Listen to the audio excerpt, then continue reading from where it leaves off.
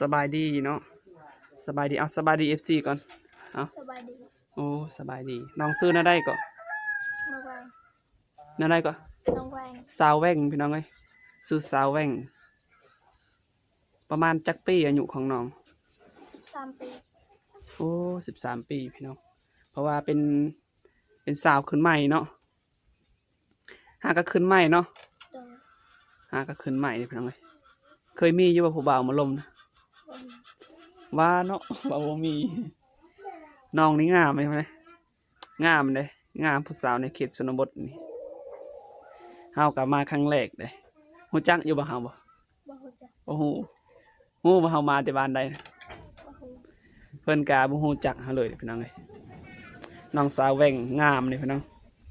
สาวลาวบ้านป่าในเขตชนบทนี่กะงามเลยยังน้อยนี่เป็นสาวขึ้นใหม่เด้แม่นผู้สาวคนใหม่ในบ้านของน้องนี่เคยมีอยู่บ่คนมาถ่ายคลิปนะบ่เคยบ่เคยเนาะเพราะว่าเฮามาครั้งแรกเลยเนาะแม่น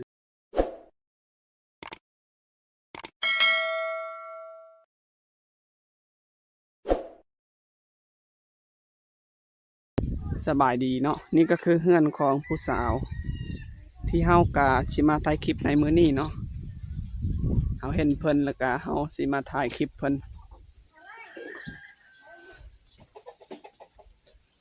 โอ้เป็นจังไงเงินของเพิ่นกะประมาณนี้แหละ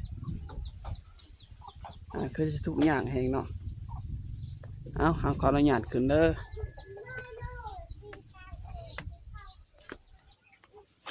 โอ้น้องเพิ่นกะอยู่เฮือนนะพี่น้อง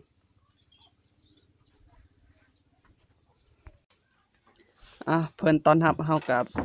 ปูสาดเนาะผู้สาวในเขตนี้เขาเจ้ากะใจดีนี่พี่น้องเอ้ยอันนี้ก็คือเป็นบอลเฮ็ดกินของเพิ่นเนาะ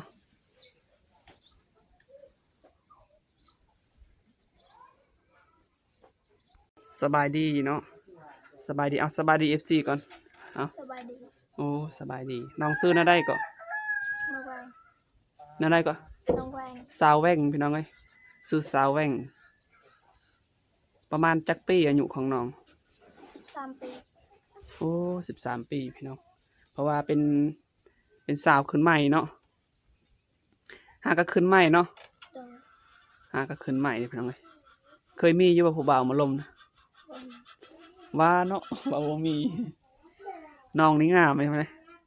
งามเลยงามผู้สาวในเขตชนบทนี่เฮากลับมาครั้งแรกเลยฮู้จักอยู่บ่เฮาบ่บ่ฮู้จักโอ้โหฮู้ว่าเฮามาแต่บ้านใดบ่ฮู้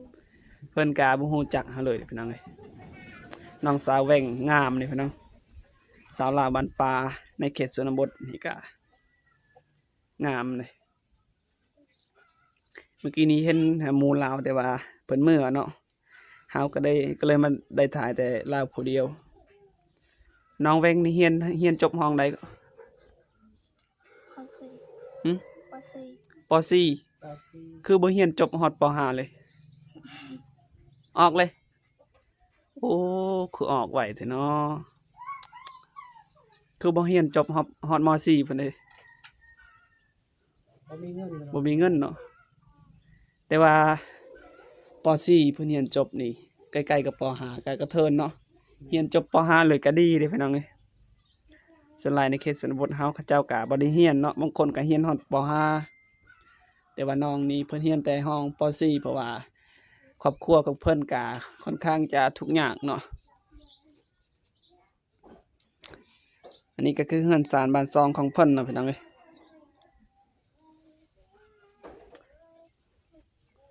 น้องสาวแว่งยังน้อยนี่เป็นสาวขึ้นใหม่เด้ แม่นผู้สาวคนใหม่ในบ้านของน้องนี่เคยมีอยู่บ่คนมาถ่ายคลิปนะบ่เคยบ่เคยเนาะเพราะว่าเฮามาครั้งแรกเลยเนาะแม่นหมู่บ้านนี้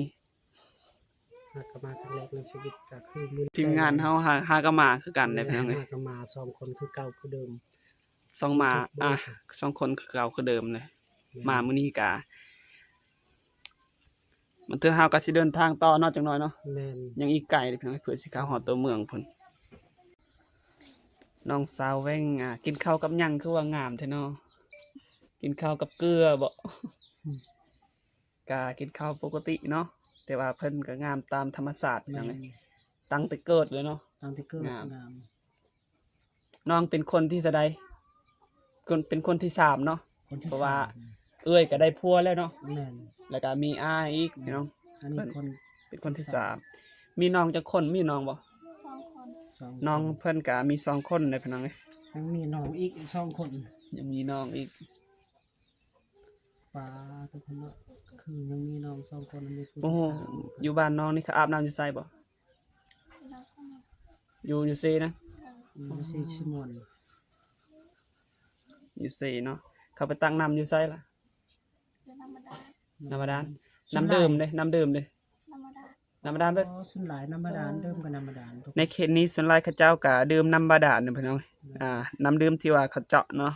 แม่น เขาเจาะว่าประเภทของการเจาะให้บ่หรือว่าเขาเจาะเองเนาะ แม่น น้ำบ่บ่มีบ่เข็นนี่บ่ บ่มี แบบว่าดอกก็แล้ว อืม บ่มีพี่น้องเอ้ย แล้วก็หลายอยู่เนาะ หลายเลยพี่น้องเอ้ยแต่เฮายังบ่เคยเห็นเนาะ อืม มีแต่เฮาเห็นน้องคนนี้เพิ่นก็ แม่น เห็นงามเลยพี่น้องเอ้ย ยังหลายอยู่ผู้สาวชนหมู่บ้านนี้ก็ค่อยก็เห็นแต่น้องอย่างเดียว เฮาก็กล้าไปถ่ายคลิปกับน้องเนาะเพราะว่าน้องก็กล้าลมน้ำเฮาเนาะ แม่น เพิ่นก็บ่ได้หนีบ่ได้ บ่ ขี้คุยเนาะ แม่นเพิ่นก็บ่ได้คืนบ่ได้หยังเลย แม่นเลย ก็ดีใจนำ เฮาก็ดีใจเลย เพราะว่าเพิ่นก็เป็นนางเอกสองเฮาเนาะ แม่น เฮาก็มาถ่ายคลิปในมื้อนี้พี่น้องเอ้ย ของน้องๆนี่ก็คือบ่ค่อยมีหยังทุกคนเนาะ FC หลายคนแล้วอย่าลืมติดตามแล้วกดไลค์กดแชร์ปลา เพิ่นก็งามเลย แม่น เพราะว่าหมู่บ้านของเพิ่นก็อยู่ไกลจากตัวเมืองเนาะ แม่น เป็นในป่าลึกเนาะเว้านั้นเนาะ แม่น มันอยู่ไกลจากตัวเมือง เขตชนบทผู้ดอยปลาลึกทุกคน อายุของเพิ่นอายุของน้องน้องแว่งนี่ก็อายุกับเพิ่นก็13 ปีเด้อนะ 3 ปี เป็นสาวขึ้นใหม่เนาะ แม่น น้องว่าบ่มีคนไปล่มเนาะ บ่มี ส่วนหลายนะบ้านของน้องเขาจะเอาผัวประมาณอายุจักปี 14 ปี 14 ปี เนาะ เนาะ 14 ปีเด้อพี่น้องเอ้ยส่วนหลายในเขตนี้เขาจะเอาผัวกัน 14 ปี ประมาณเจ้านั้นยังปี 13เนาะยังปีหนึ่งโสดเนาะปีหน้าก็สิเอาผัวคือกันเลยเนาะ โอ้เด้ปีหน้า14 ปีเอาผัวใช้หมู่บ้านนี่อันนี้13ประ ต มา อน ณ นี้ ยัง เพิ่น ปีห ก็ นึ่ง 13 ปี แต่บ่ฮู้ว่าใจเพิ่นน่ะสิเอาผัวหรือบ่เนาะ อืม คันมีคนมักนี่เอาอยู่บ่ เอา เอาเด้อพี่น้องเอ้ย เอาเพิ่นว่าก็ คัน ว่า มี เฮ็ด คนมักเพิ่นว่าสิเอาได้อายุ13 ปีเพิ่นก็บ่เกี่ยวเนาะ บ่เกี่ยว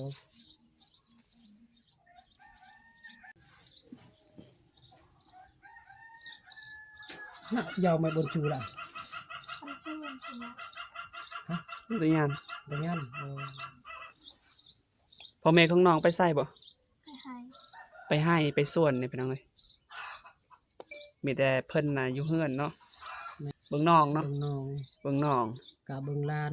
เบิ่งน้องเบิ่งหลานพี่น้อง อยู่เฮือนกับเพิ่นก็มาเบิ่งทุกสิ่ง ส่วนหลายในเขตนี้ถ้าว่าเป็นผู้สาวขึ้นใหม่หรือว่าเป็นลูกสาวเพิ่นก็ให้อยู่เฮือนเนาะ แม่น แบบบ่ให้ออกแห้ง แม่น น้องสาวแว่งคนงามเลยพี่น้อง เพิ่นว่า3คนนอนนำกัน 3คนบ่นอนนํกันบ่ หมู่เพิ่นก็เลยเขาเจ้าอายกล้องว่าเบิ่งช่องมาบ่กล้าเพิ่นว่าบ่เคยเข้าถ่ายคลิปอยู่แถวหมู่บ้านนี้ ในบ้านนี้เขาเจ้าก็บ่เคยไผมาถ่ายคลิปเลยเนาะ แม่นแต่น้องนี่ก็บ่เคยคือกันแต่เพิ่นให้เขาถ่ายคลิปคอยอัปเดตมื้อนี้ก็ดีใจแฮงทุกคนเนาะ3คนนอนนำกันมาอายุอิหยังจังเนี่ยโอ้อายุ 13 ปีรุ่นเดียวกันเด้เพิ่นนอนนํกันเนาะ แม่น ก็ว่ามีอยู่ผู้บ่าวมาลินเนาะมีเนาะมีก็บอกเฮาบ่ได้อันนั้นดอกเนาะ เฮาก็อยากถามซื่อๆคันมีคนมาแต่งมื้อหน้าบอกเฮาหน่อยเด้อเฮาสิมาถ่ายคลิปนำ โดย 4-5คลิปใช่ไหม น้องคนงามเลยนะงามตรงปก เป็นสาวขึ้นใหม่ ในเขตชนบทนี่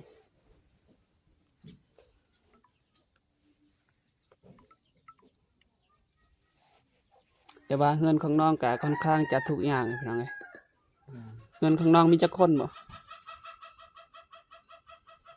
ประมาณจักคน รวมทั้งปีนปัวนี่เลย เจอหมด6 คน 6 คน โอ้เฮือนของน้องก็มี6 คนพี่น้องเอ้ยมีก็อายเอ้ยน้องแล้วก็เอ้ยผู้หนึงเพิ่นว่าได้ผัวแล้ว แต่น้องนี่เป็นสาวขึ้นใหม่แล้วปีนี้ไม่ได้ดูนจะมาอยู่กันหมดเลย ทำไมนะ ทำไมก็ ทำไมใน หากก็ขึ้นใหม่ๆพี่น้องเอ้ย แปลว่าทำไมในคนใหม่ๆผู้สาวใหม่ๆ หนูจีบติเบิ่น เคย ติจีบได้ว่ามีแฟนแล้วบ่จักเนาะ โสดอีหลีบ่ โสด ย่านว่ามีแฟนแล้วเนาะ แม่น น้องเพิ่นก็ยังโสดเด้อพี่น้องถ้าบ่ได้อยากจีบก็ไปหาเพิ่นได้เลยเนาะ แม่นไปหาเพิ่นหา FC หลายๆก็ได้ เอาเฮากะมาถ่ายคลิปครั้งแรกกับน้องเนาะมื้อนี้ซึ่งเมื่อวานนี้เฮากะมาครั้งแรกนี่พี่น้องเฮาเห็นน้องเพิ่นกะงามอยู่เนาะเพราะว่ายังบ่มีใครเคยมาถ่ายเฮาก็เลยถ่ายเพิ่นกะเป็นคลิปแรกแล้วที่น้องเข้ากล้องเฮาพี่น้องเอ้ยทีมงานเฮามื้อนี้กะมา2 คนคือเก่า แม่น เพิ่นกะน้องกะชื่อน้องแว่งเนาะน้องแว่งอยู่บ้านในคลิปชนบทนี่ แม่น ใกล้จากตัวเมืองพี่น้องเอ้ยเฮากะบ่มีหยังหลายเนาะเฮาก็ได้ถ่ายคลิปนำน้องแล้วก็ขอบอกขอบใจเนาะเฮากะบ่มีหยังเนาะ แม่น บ่มีน้ำแค่มีน้ำใจเล็กๆน้อยๆที่ว่าได้ถ่ายคลิปนำเนาะ แม่น นี่เป็นเงินที่ว่าให้น้องซื้อบัตรเติมเงินเนาะ แม่น เอาช่วยเหลือน้องกะสำนีพี่น้องเอ้ยเอาพี่น้องสำหรับคลิปนี้กะบ่มีหยังหลายเนาะเฮากะขอบอกขอบใจน้องที่ว่าให้ถ่ายคลิปนำเนาะเจอกันคลิปหน้าพี่น้องบ๊ายบาย FC เด้ บ๊ายบาย เอาเจอกันคลิปหน้าเนาะฝากกดติดตามหาในเด้อน้องเฮากะมาถ่ายน้องเฮาเห็นเฮือนของน้องกะค่อนข้างจะทุกข์ยากพี่น้องเอ้ยเฮากะคิดสงสารในตนอยู่แต่ว่าบ่มีเนาะคันมีผู้ใหญ่ใจดีอยากช่วยน้องนี่อยากได้หยังบ่